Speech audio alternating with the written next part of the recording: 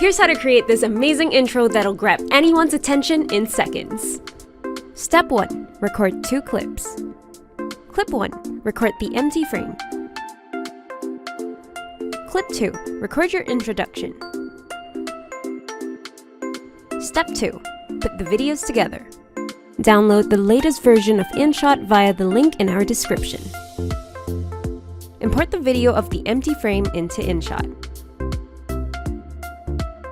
Tap PIP and add the introduction. Select autofill to fit to screen. Stagger the clip, then add a keyframe at the start of the introduction. Tap mask and add the circular mask.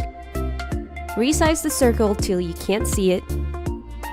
Now scrub to a second later and add just the feathering edge. This time, enlarge it till it fills the entire frame. And you'll get this snappy intro video that's great for vlogs. Have you mastered InShot's mask feature? Let us know in the comments.